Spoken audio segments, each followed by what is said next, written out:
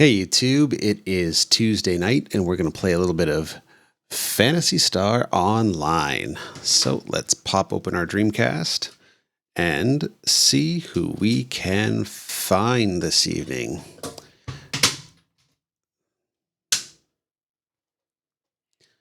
Okay, it's loading up. And for some reason, there's always been a bit of a cut on the sound when you initially start it up.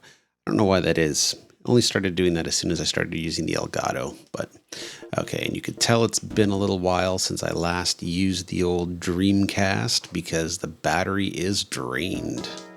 I did do a battery, coin battery mod to my Dreamcast, but I think I bought, well, I don't think, I know. I went on eBay and I bought some lithium ion rechargeable coin batteries. But I think what happened was I bought them from a pretty shitty site. And they're probably bootlegs. Anyways, they don't hold a charge. That's what it all boils down to. They don't seem to recharge. They are not CR 2032s, which is what some people think that you put in your Dreamcast. Originally, I did too, actually. But ultimately, what's going to happen if you put a CR 2032 into your Dreamcast is that since it's not designed to recharge, it's just designed to drain, and then that's it. You just drain and discard. It'll actually try to charge the battery, and your battery will explode. So do not do the coin mod and put a CR 2032 battery into your Dreamcast. It will cause you a lot of problems. So it has been a little while. It's been a little bit over a week, I think, since we last fired up Phantasy Star Online. And when we left the last time, Kuro was generous enough to give tons of cool stuff. Fixed up my armor. I got a wave armor and also gave me a new ring as well. So that was really, really cool of them. But unfortunately, I really haven't had a chance to take it out into the field. So today, I really hope to do that. Just kind of give it a try and see what it's all about. So let's just do this. Here we go. ISP, yes, and yes. In the meantime, let's crack up. What's this? Spirit Tree Estate Cidery. It's a draft cider. Looks tasty. Okay, so connecting to network. Still waiting on a couple of new Dreamcast related purchases. Last time we spoke, I mentioned that the Baharis box was actually on the way. That has not arrived as of the time of this recording. And also got a BBA on the way, coming all the way from, I think it's just in the States actually, but it's actually a Japanese BBA. So good thing about those is that they are compatible with either or. All the peripherals, whether they're released in the UK or Japan or the US, North America, I guess I should say, they are all compatible with all Dreamcast. There's no region coding on the peripherals, so that's good to know. And even if there were, I do have a Japanese Dreamcast, which I can use. The power supply is a bit different, but fortunately, what you can do if you don't have an adapter is you can actually, like I have a broken Dreamcast, just rip out the power supply from that, put it into your Japanese Dreamcast, and then you can just use a normal plug and it's fine. I also have a couple of things on the way from Alibaba. I ended up ordering a couple of chips, and hopefully I'll be able to dump a region-free BIOS on them and do the BIOS mod. Okay, organize team, join team. Ooh, got a full house. Well, it's not the end of the world. Let's let's just see who's all in this room today. So chat, Guild card. Choice search. Any. So who do we got? Okay, CeeLo, Riki, haven't seen them in a while. Max Power and Kevin. I don't know who those people are. Not a big deal. Maybe what we should do actually is... Ooh, we've got another player joining. I'm going to put a shout out on DC Talk.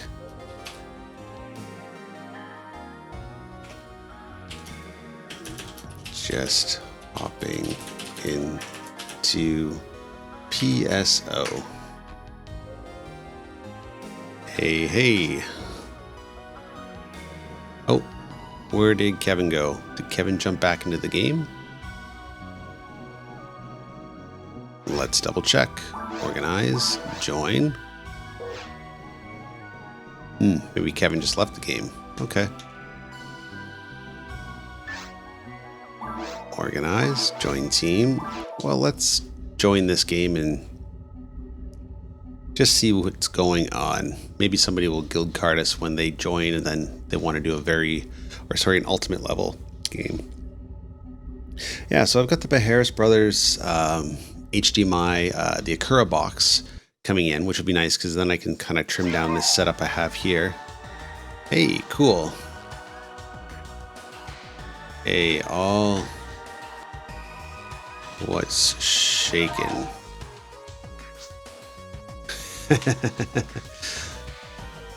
All right, looks like we're helping out CeeLo because everybody else is capable of playing on Ultimate.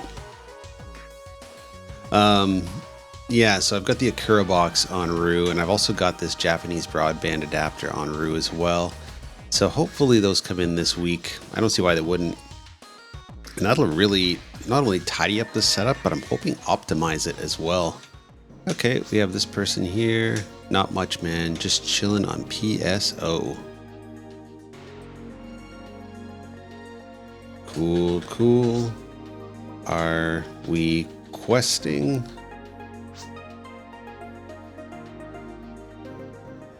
Let's find out what's going on with the team. If you want, sure. I'm game for anything.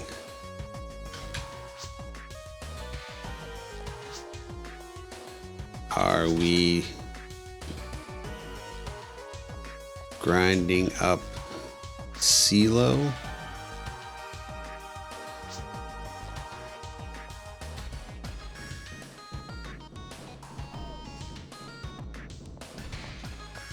So let's find out, because if that's the case, maybe we should do like a Towards the Future type game. Nah, I'm in no rush, man. Cool. All right, let's do the caves. Oh, actually, you know what? Oh, prob. Okay, I'm following the leader. Hunters, Guild, or Caves. So we've got 4 people on here. Let's just see who else is on. DC Now. What you want? Let's just run in circles. I like caves that we can quest. Okay, so it looks like just the 2 of us that are registered right now. That's cool.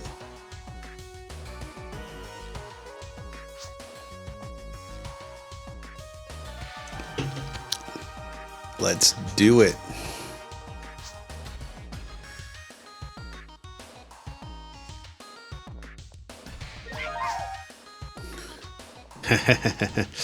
All right, off we go to the caves. Well, it looks like my LED is dead again. Yeah, so that'll be fun when that arrives. I'm pretty excited about that. I'm curious to see what the connection difference is when I start using the BBA to see if I'll still have the lagging effect when there's too many enemies on screen. I think somebody told me in the channel that it might be actually just a limitation of the actual Dreamcast, so who knows. Actually, you know what? Let's use this guy and make sure that we maximize our XP. Wrong way. Okay, who knows? We might be able to find something cool. Looks like we got a pretty cool armor, pretty good shield. So really the only thing I'm in the market for at the moment is probably some new... oh, hey, what's going on there? Some new attributes to throw on the armor. Oh, I can't believe I'm missing. So maybe if we have some like god powers or something we run into, that might be cool. But beyond that, we're really just kind of playing to have some fun at the moment. Who knows? Maybe somebody will want to join a ultimate game. Okay, ray gun special. Let's pick it up just to say we did. Why not? See, there's that bit of a lag when you pick up items as well. And again, I'm not sure if that's a lag because of the connection or if that's a lag because of the game. Kind of hard to... Well, I guess I will be able to test once I get my BBA in.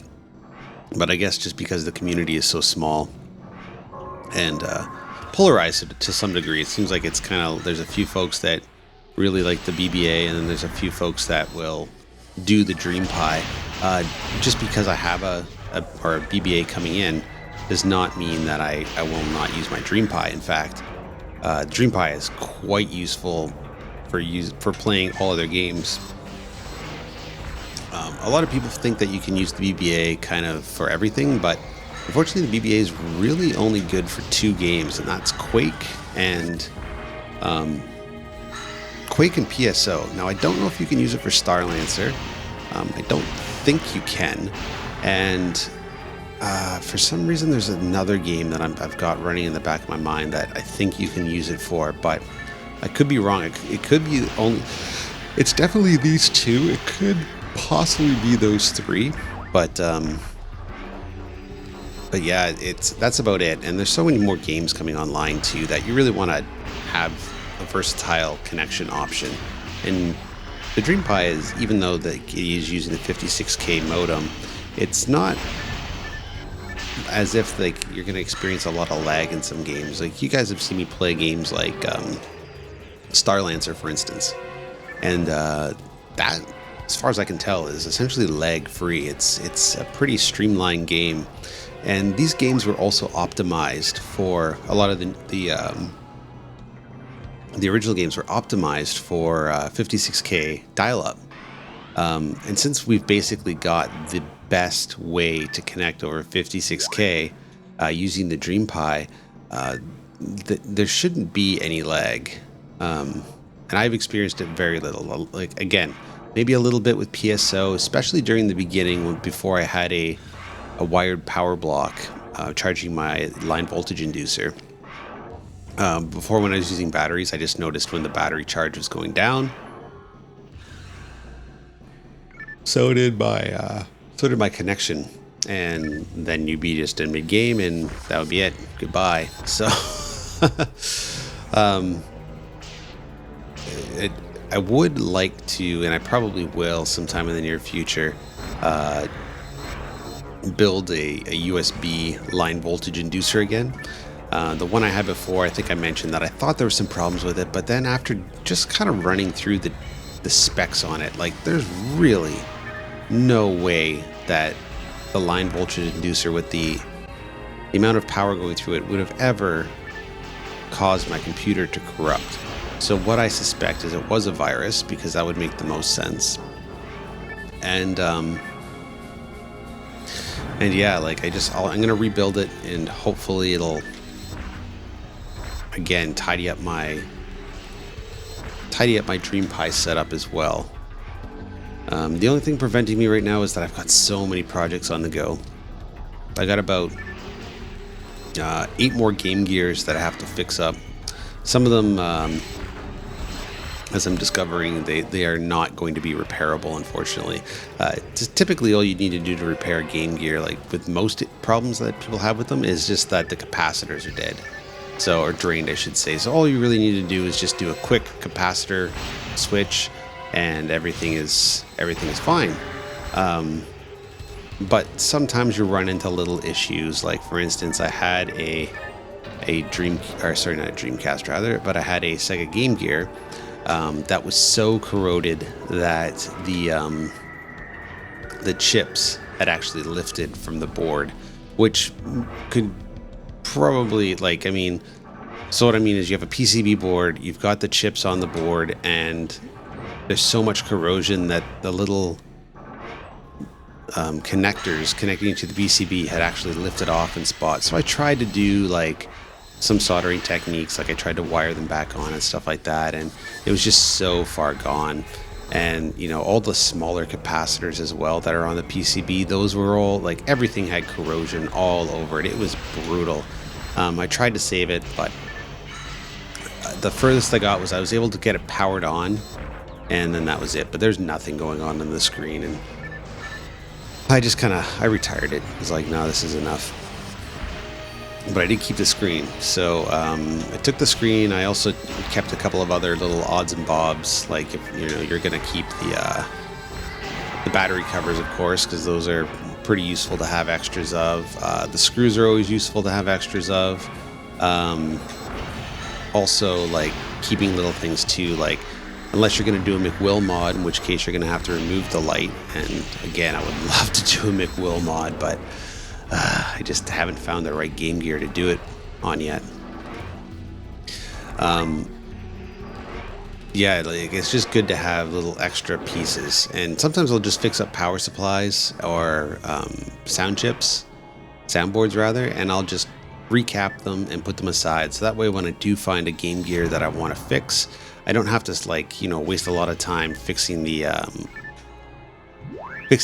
power supply and fixing the soundboard. Like, those are already recapped and already good to go. So anyways, I had this new Game Gear that I was going to fix up, and everything was going pretty well. It didn't power up, so the first thing I did was I just took a quick look at the PCB board, and it did have a lot of corrosion on it. But I also noticed that the connection for the actual power supply to the PCB had begun to develop a cold solder joint, which happens when things get corroded. So all that means is that it wasn't connecting with the PCB anymore. So I desoldered it, took it out, cleaned up all the solder off the connections, and then resoldered it back to the board.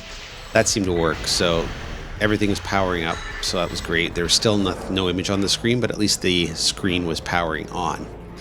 So then I knew, okay, well, I've gotten this far, so power's up. That's a good sign. Then I recapped it, and there was a lot of the, I'd say probably half the caps had leaked, and had kind of like left electrolytic fluid all over the board, which was kind of eating away at it. So I used some isopropyl alcohol, and I was able to remove a lot of the corrosion. Also, another good thing for battery corrosion, like if you've got a battery holder that's blown up on you, is vinegar. Actually, if it's not by the PCB, like, even if it is, it probably won't hurt it that much. But if it's just the battery holder and it's got some of that green crusty stuff around it because the battery's blown up, if you just soak it in a little bit of vinegar, it just eats away at it. You can see it bubbling and everything. So that's a little tip if you've got something like that happening. Let's tag them. So yeah, so I cleaned it up really nice. I cleaned up the pads as best I could. Okay, where are we going from here? We're going up here. Did we come in here? No. We go out this way, I think.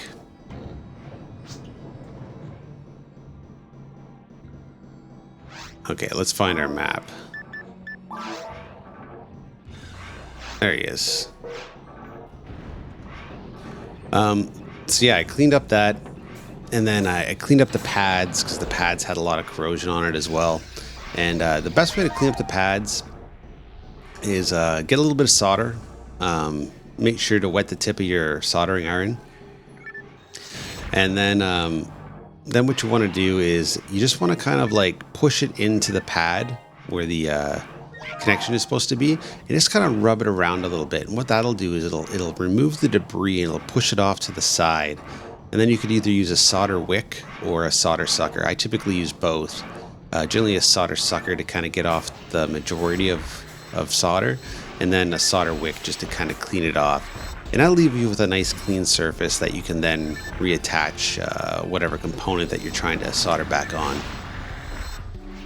So I did that, and then I put the caps back on, and sure enough, it's powered up. But unfortunately, there's these lines through the center of the screen, these black lines, and I did some research on that. And if you take apart your Game Gear and you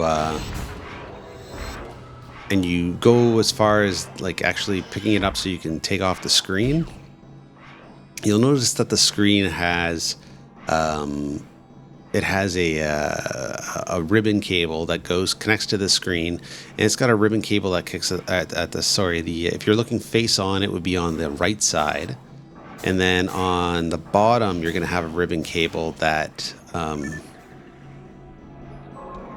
connects to all the points on the board. And what happens is, like, just at the bottom of the screen, you'll notice these three little chips, and those are like IC chips, and those basically control the color and everything like that.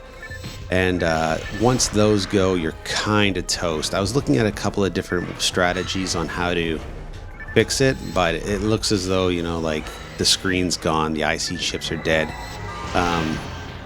And apparently that's not an uncommon thing to happen with Game Gears. So at that point, I was just like, okay, I'm done. I do have extra screens that I've removed. So what I think I may do is I'm going to gently remove the screen from the PCB board. And you can do that just by like gently peeling it back. You got to be really careful, because I screwed up on one where I ended up pulling too fast and it ended up ripping off the copper pads in the PCB, which isn't the end of the world, but it isn't ideal either. It just means that you're going to have to find a piece of the trace, and you're going to have to remove some of the coating on it, and you're going to have to like probably hardwire it to the board after that. So anyways, I've got an extra screen. I'm going to try and just see if I can do a direct screen swap. Hopefully that I can do that and just save this Game Gear. Now, they're not they're not very expensive to buy, but I just like the challenge of like repairing these things. I find it fun. Just kind of shows you how nerdy I actually am. And it's kind of nice just to restore these things. And typically what I'll do is I'll buy a lot. Like I'll go on eBay and it'll be like a broken Game Gear with like 10 games, and say out of those 10 games I like 5, and maybe it'll come with like a case, or maybe it'll come with like another peripheral, like a battery pack or something like that, right? Then generally what I'll do is I'll fix up the Game Gear if possible, and once it's repaired, I'll just resell it either locally, or I haven't actually sold them on eBay. Not really. One second. For Sega Genesis or Master System.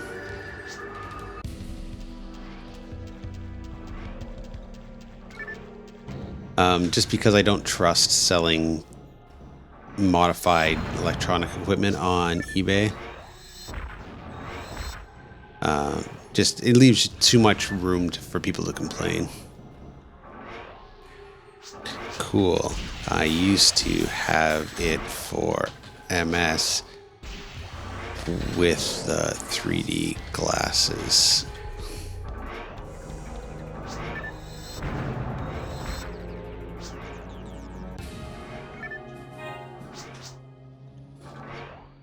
I totally regret selling mine. I found one at a Value Village with 40 games about 2 years ago for 80 Whoops, shift, $80. Yeah, that was a good find. On my Instagram page, there's still a picture of it. Found this Master System with a couple of different types of controllers, an arcade stick, 3D glasses, 2 light guns, the works. And you know, like I bought it, and I just don't want to have another system to collect for, and I knew I'd go deep with that. The only game that I'm really interested in playing for Master System is the original Phantasy Star game, but I'm not going to pay a lot of money for that. So you know, I got it for $80, and I think I ended up selling it for $3 and some change, and just put that money towards something else. I couldn't remember, but you know, I've probably mentioned it before. I have a Raspberry Pi with a really decent RetroPie image right now. It's 64 gig, and you just basically just drop it in, and it's got every single game you could possibly think of. Not so much for PlayStation and stuff like that, because you know those ISOs and ROMs, they take up so much space. But everything else that was released for cartridge, it's got every game. So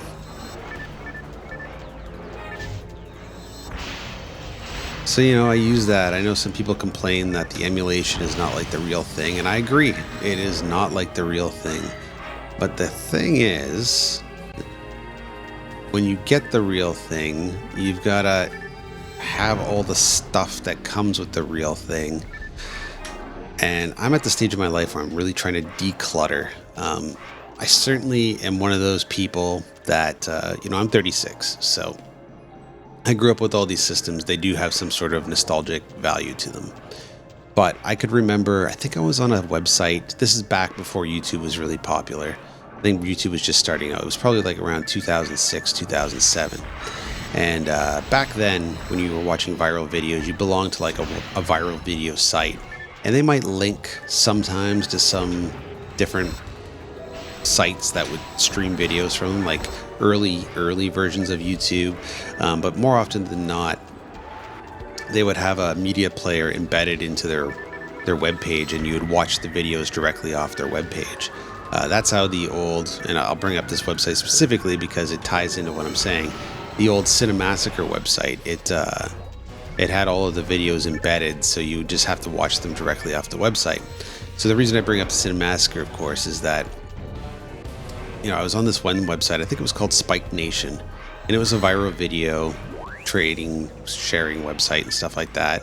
And they started posting these links to this guy who was doing game reviews, and it was hilarious. Because it justified how shitty those games were. One sec. No, I sold all that stuff. I do have a really cool Game Gear collection. About 80 games so far. And my DC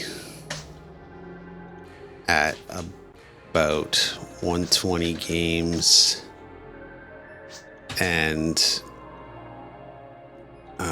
20 home brews. GG is great. I fix them all the time. Mostly just cap replacements. I have a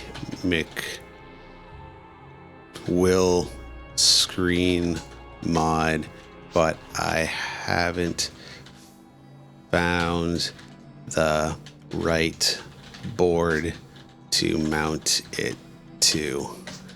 I have a ton of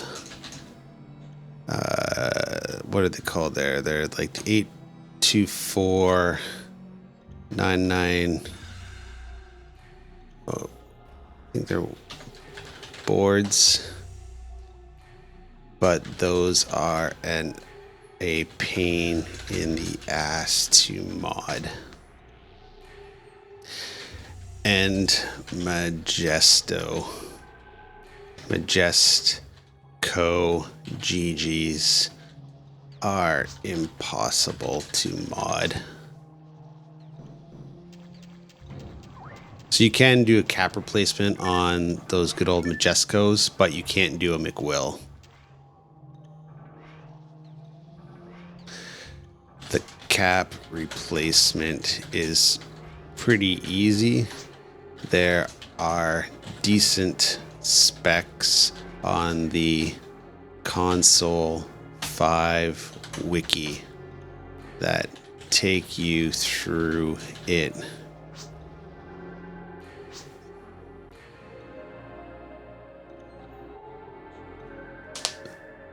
It makes a big difference.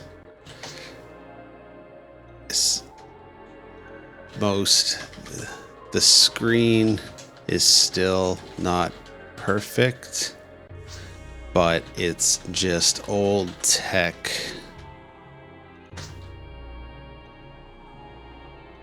Recapping the soundboard is a must. They all go eventually.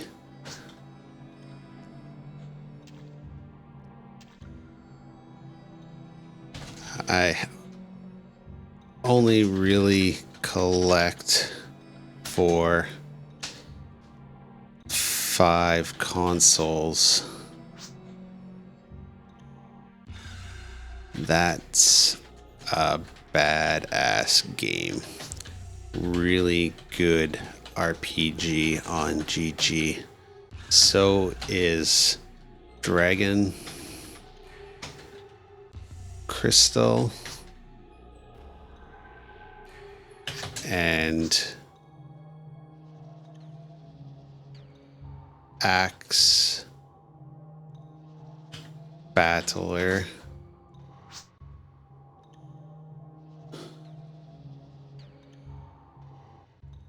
Yeah.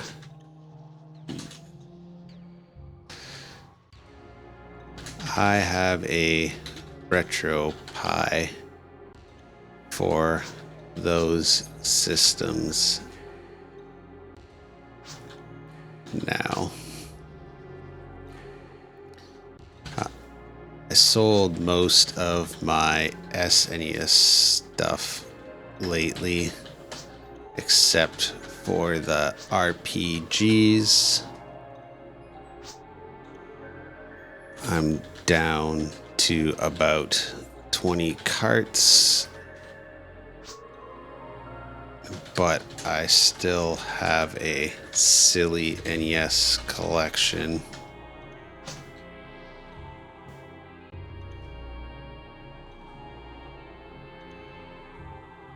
Yeah, Shinobi's also a really good Game Gear game and super cheap. And cheap.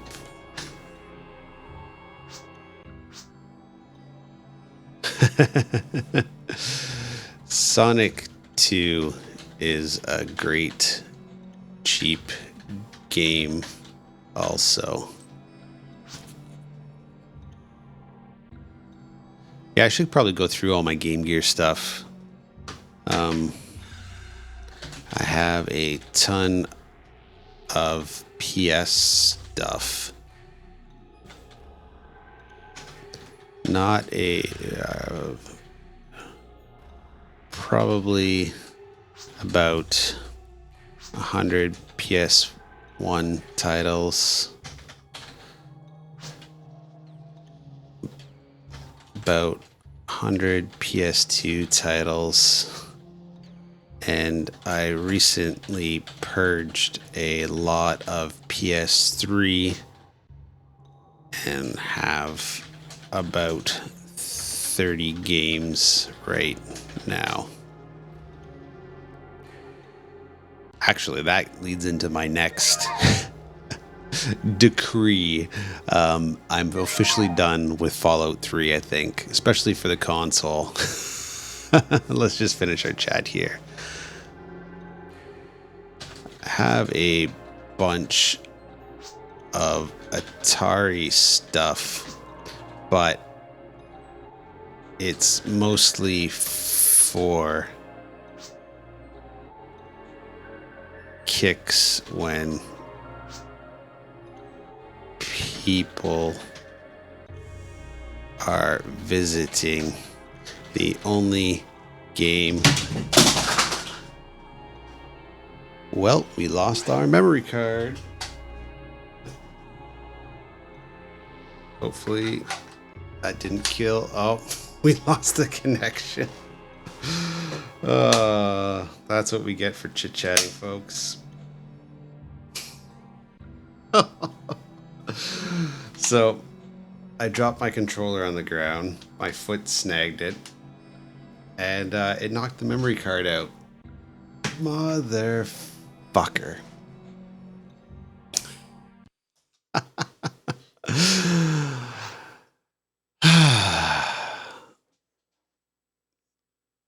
Well, what can I say?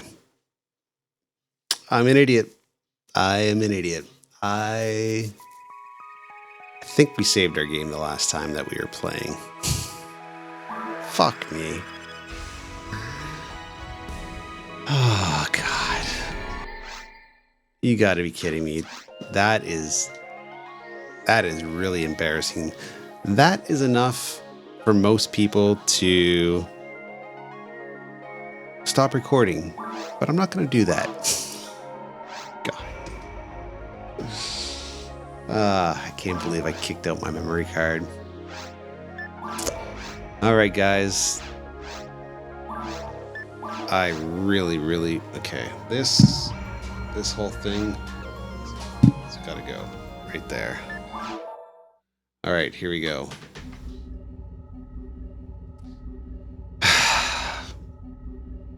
You know how I was saying I wanted to tidy up this space? Well, that is the most prime example of why I need to tidy up this space. I've got wires everywhere. Oh, man. Well, shit.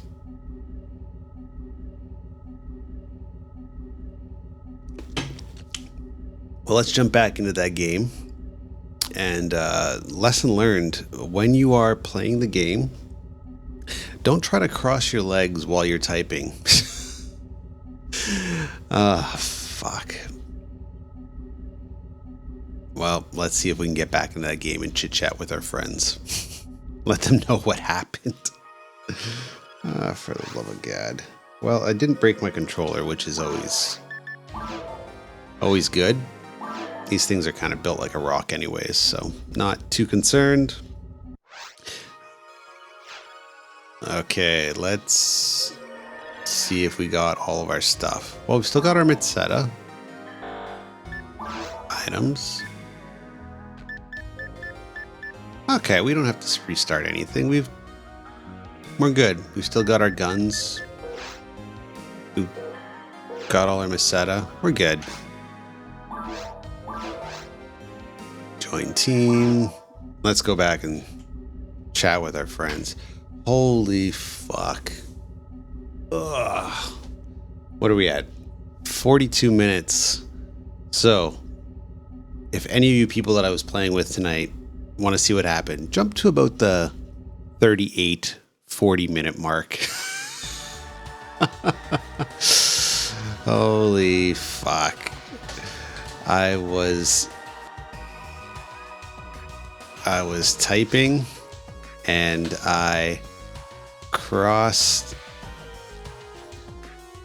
my legs and ripped the controller off my desk and the memory card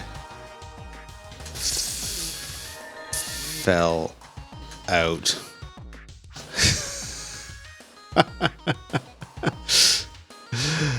I recorded it all just jump to 38 min in the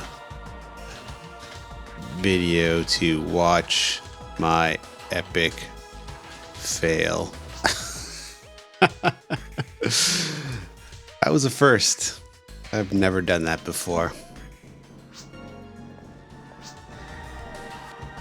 Okay, let's... Which pipe?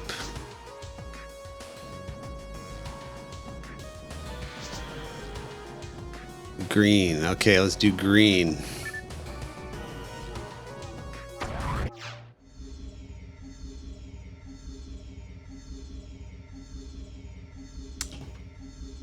Okay, so what I was saying before about Fallout 3. So, I used to play a lot of Fallout 3. And, okay, let's do this.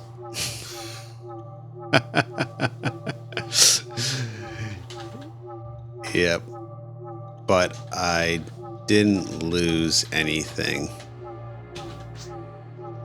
So, that's good. Okay, item pack, equip. Okay, we still got our... Yeah, we got everything. We're good.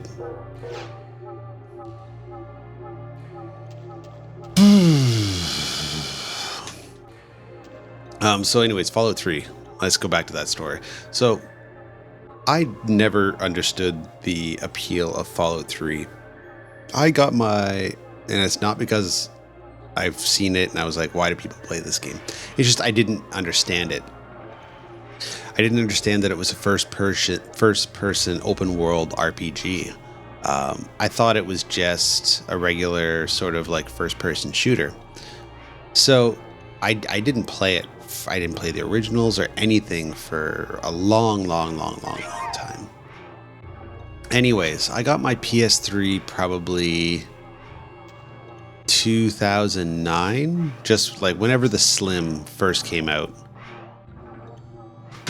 Okay, yeah, we'll let these people talk for a little bit. Whenever the Slim first came out, because I had an old box television up until then, and it was right around 2009 that you weren't able to get like aerial reception, and you know they were phasing out the old big CRT televisions, right? So I had a decent CRT television, and then one day I turned it on and it just didn't work anymore. So I was like, fuck it, I'm taking the plunge. So this is also when LCD flat screens just started to kind of become a reasonable price. Up until then, you know, they're fairly large, they're fairly cumbersome, and they cost several $1,000s. So around this time I was able to get, and I still have it, it's a beautiful television, and it was top of the line for its time. I got a Panasonic Viera 42-inch plasma television. You know, it's got 4 HDMI hookups. You can do component, composite, and you know, all that kind of fun stuff. The only downside is it doesn't accept VGA, which would have been nice. It was also right before smart TVs were starting to come out. I think smart TVs probably came out that following year, but this was just a regular old television. And I still use it. I still have it in my basement. It's fine. Part of me thinks I should upgrade, but the other part of me is like, you know, you're just trying to keep up with the Joneses. Like, I don't need to upgrade. It's a perfectly fine television. Does the trick. Looks good. I'll ride it into the ground and then just go from there.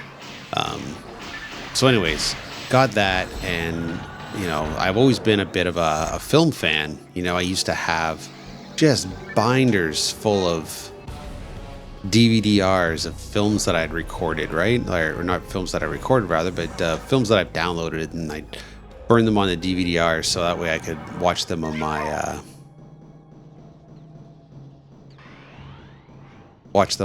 my television, because I had a DVD player that you could do that with, and that actually was a big thing back in the day. Back in the day, I actually used to burn movies onto CDR using a VCD codec, and that one, the quality was pretty shit. You could only get as many minutes as the CDR had on it, right? So if you had like a 80-minute CDR and it was a Lord of the Rings, you could only get, you'd have to use 3 CDRs in order to put all of that movie onto VCD. Okay, before I start going down too many roads here, let's just try get back to Fallout 3. So I wanted a DVD player, or I wanted a Blu-ray player. I wanted to step it up a notch. Decided, what I probably should have decided way back in the day when I got my first DVD player. Like, PlayStation had the PS2, you could have watched DVDs on that. Instead, I bought a standalone Toshiba DVD player back in the year 2000 for about $400. It's fucking ridiculous. So anyways, decided not going to fall for that trap again. I am going to get a Sony PlayStation 3. Now, at that point, I had avoided the PlayStation 2, not because of anything in particular. It was just I wasn't into gaming back then. I was still kind of trying to figure out life. But I really liked the PlayStation 1. I knew PlayStation 2 had a couple of really cool games on it, but I just jumped right through to the PlayStation 3. And the second I turned it on, I was just like, oh my God, like, the difference between that generation of consoles. Now, I never played Xbox. I did play a lot of Wii, just because everybody did back then when it first came out. Wii Sports was huge. But the PlayStation 3, I was like, oh my God, this is beautiful. It's like playing a movie.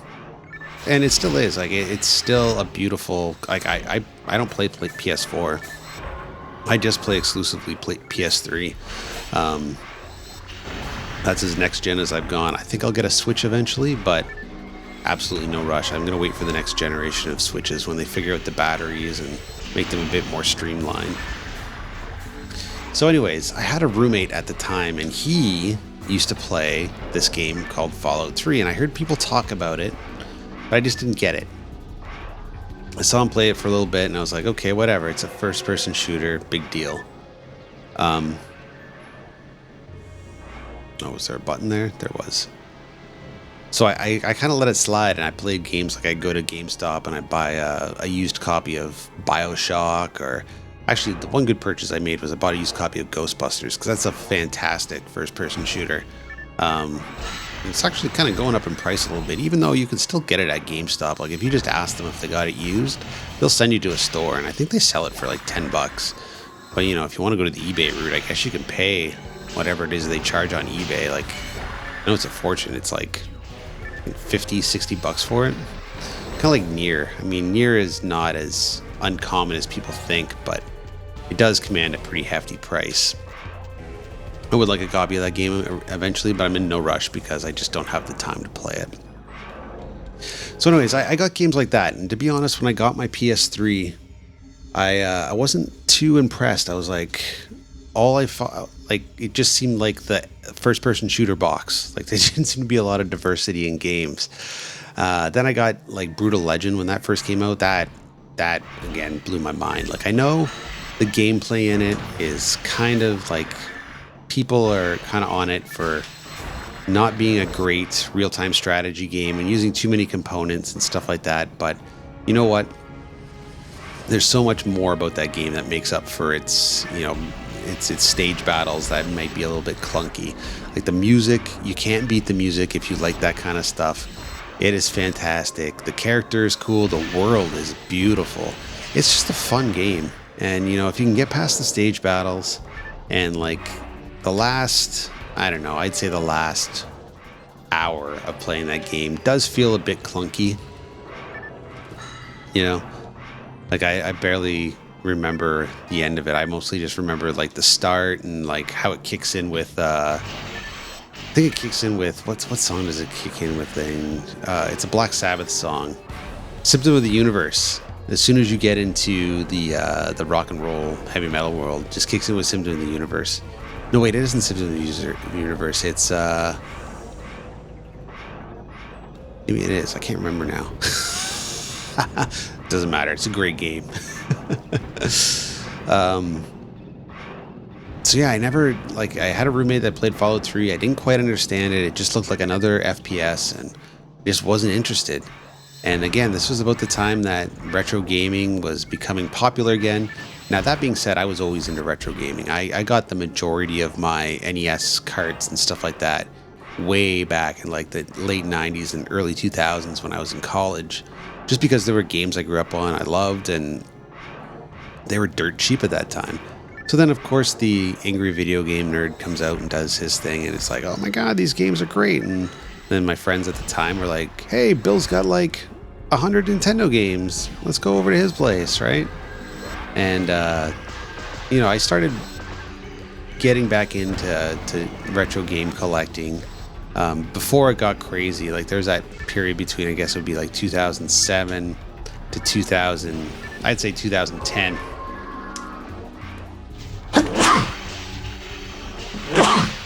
Excuse me. 2010, where you could still find things out in the wild if you wanted to, you know? Like, if you got lucky, you could go to a Value Village and you could see a pile of, like, you know, I don't know, just walls full of Nintendo and Atari games. They didn't care what titles they were. They didn't price match them on eBay. They just had them all for the same price. They were like $1.99 or some shit like that. So, anyways, yeah, like I said, I was more into retro gaming at that time, so I never really discovered what the PlayStation had to offer, PlayStation 3 rather. And of course now it's, you know, now that I've explored it a lot more, and I see a lot more of the uncommon games that are really good, like Catherine and stuff like that, for instance. Those games, like that is what I think of when I think of PlayStation 3 now, is, you know, not the ports of things like Call of Duty and all that kind of stuff. It's more like the really obscure original titles that they have for the system. Now, that being said, Fallout 3 was ported to everything. You could play that game on absolutely every console that came out at that time, and PC. I think the PC version is probably the version to get, because then you can start doing all the mods. You can probably do it on Xbox and stuff like that too, but I imagine there's like a convoluted roundabout way to do it. So it was probably about 2 years ago. I think I was at an EB Games or something like that. And, you know, I really wasn't familiar with what Fallout was all about, you know, but I was just leafing through their used bin, and they still have it for this price. You know, you can go there pretty much any time and find a copy. Found a Game of the Year edition for, I think it was $8.99 or something like that.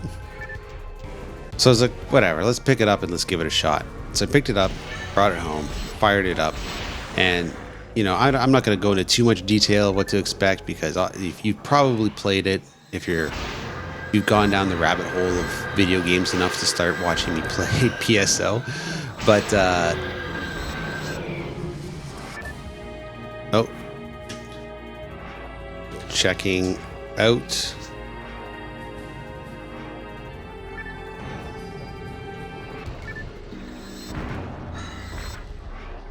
Oh, maybe that was just a typo on their part. So yeah, just the whole intro sequence and stuff like that, and I was like, no prob. And then being like, okay, this seems like everything else. It's just kind of a rail shooter style game. You know, I had a real sour taste in my mouth with a couple of titles. Like, you know, I was super excited for games like Rage.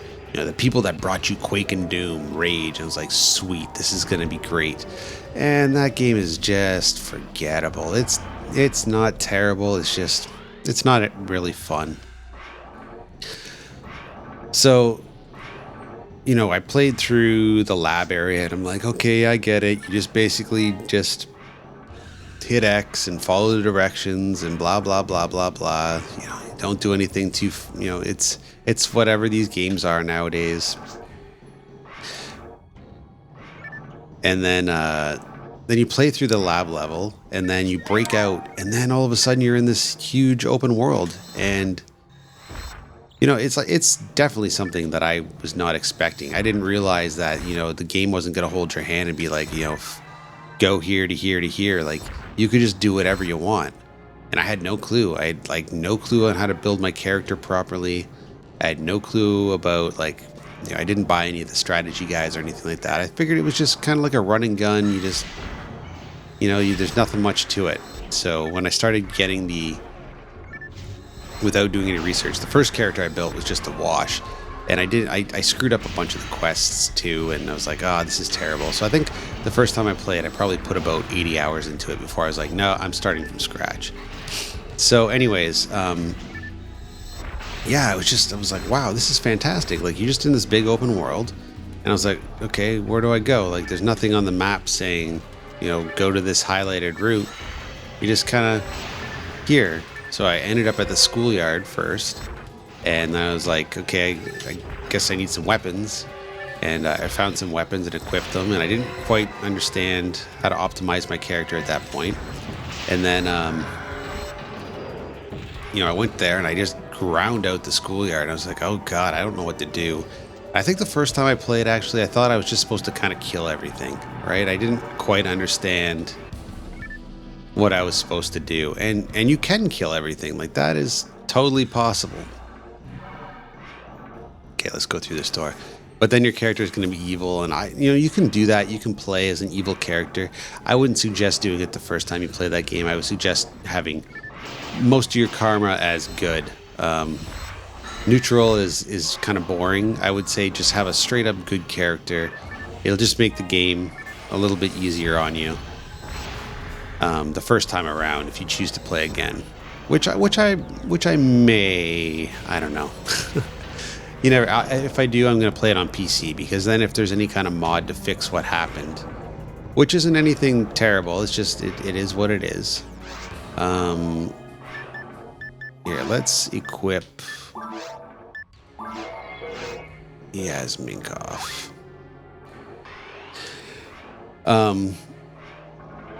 Yeah, just you can do some different mods and stuff like that, and I think it would just probably be a better idea. And you can get the PC game. Like, I found my Game of the Year edition for, geez, I can't remember. It was like $2 at a pawn shop, or at a thrift store rather. Most of the stuff I get, especially PC related, are from thrift stores. And actually, I'll show you something before we leave anyway. So yeah, I was playing it, and then I beat them. I was playing for a while, and I got my character pretty far, and then I decided, you know, like, let's just finish the main game. Say we did. So I finished the main game, and I was like, oh, okay, cool, so that's the game. But you could still do all the side quests, and there are so many side quests, right? So let's tag this guy. I don't even think we've got a shot in yet.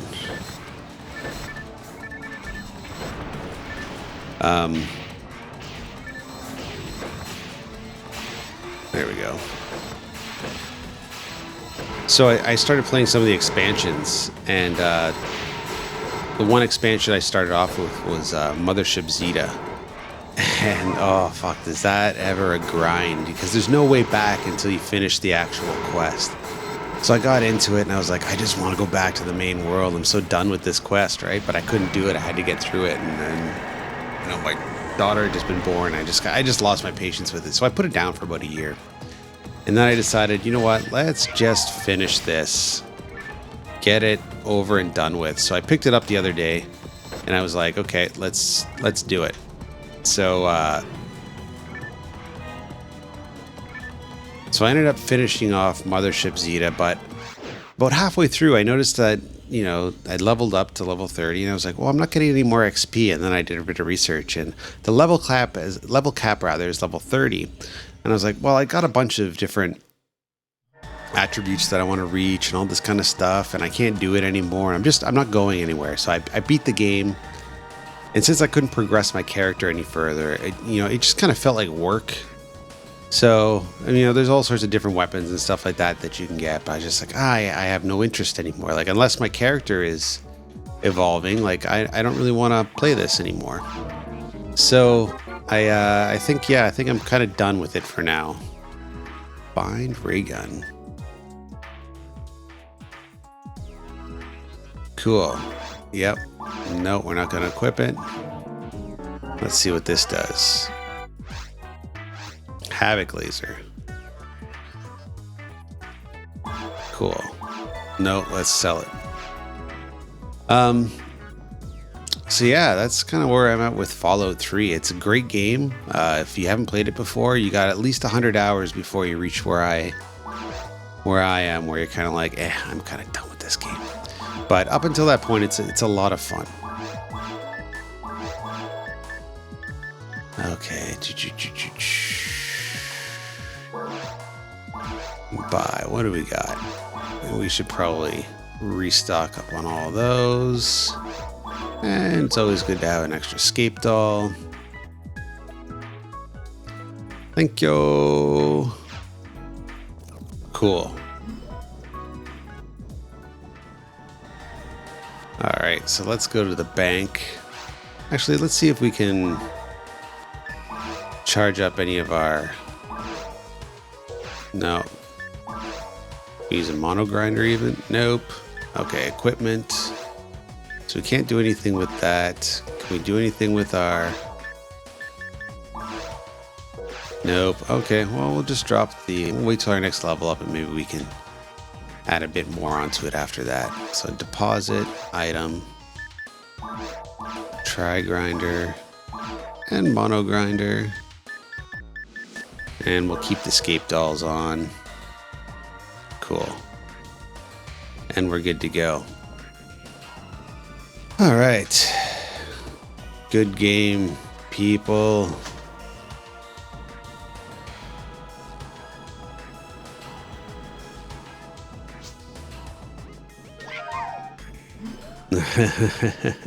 Cool. All right, I think I'm gonna have to, okay.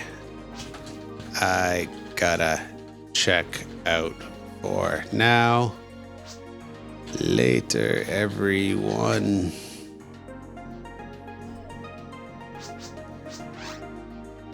Cool. All right, let's go to the lobby and save our game. So yeah, I was at a thrift store today, and I picked up a couple of cool things. One extremely geeky item, which I guess I'll show you. Let's see who's all in here. Ebenezer. Oh, cool. We haven't played with Ebenezer in some time, but I think we're going to call it quits for the night anyway. Picked up another copy of Dungeon Siege, Legends of Arena. I have the boxed version, but I picked up this for $2 just to have an extra copy. Also, you know, I've got a friend who might want it as well. So, but got a couple of really good boxed games as well. So, big box PC version of Alone in the Dark, The New Nightmare. Again, $2.99, not a big deal. Let's put that to the side. This one was a really cool find. I'd like to break this out one day. So it's Lords of the Realm 2. Again, big box PC, and the game boxes are actually in really, really good condition. They're all complete. So, and then just this, because I saw it in a box full of a bag full of like random school stuff. I was like, okay, let's check this out. So I just saw the front of it, and it said Radio Shack. I knew it was a calculator, but I didn't quite know what kind of calculator. So I bought a blind buy, and it is the most coolest retro calculator I've seen in a long time. So let's see if I fire it up right here. Let's see if I can get it on an angle where you can kind of see the numbers. You know, it's got this really awesome like little sticky button type feel thing to it, and yeah, I don't know, it's really cool. Actually, let me say goodbye to this person too. Cool. Hope to play with you again. All right, we gotta save our game too. Save one. Character data saved. See ya. Quit game. There we go. So anyways, again, super geeky, but I like this kind of stuff, and it was like $1.99, plus I got a bunch of other stuff that I kind of actually needed. I go to thrift stores. I'm like, I kind of need this like box of pens or art pencils or something like that. And then this is just an added bonus, just this like really old school calculator with this really kind of funky looking retro display. Again, maybe I can put it on another angle and see it a bit better, but it's just really cool. This old tech, and you can only see it on a certain angle too, the way it refracts the image. So anyway, calculators. All right, well, that's it for tonight. It's Tuesday, so Wednesday is going to be kind of like the open game night, and I don't know what we're playing exactly, but I'm going to try and get on. I've been really slacking lately with Dreamcast stuff, only because I've been ridiculously busy doing other stuff, unfortunately. Saturday is this huge yard sale in my neighborhood, so if you're interested in the pickups that I show off, guaranteed I'm going to find a couple there. I think there's about 300 houses participating, so I hope to find something cool there. I imagine I won't find any good video game stuff because that stuff tends to get picked up pretty quickly, but who knows? You just never know. But yeah, up until then, let's see if we can get onto a game tomorrow, and we'll just keep playing Phantasy Star Online. All right. Thanks for watching. Again, just follow the links down in the description if you want to do anything there. There's a couple of links to like Dreamcast Now and all that kind of stuff, and the other people that kind of keep this whole community going. Donation button, of course, if you want to help me out. Patreon button if you want to help me out, of course. And yeah, until then, we will see you later. Have a good night.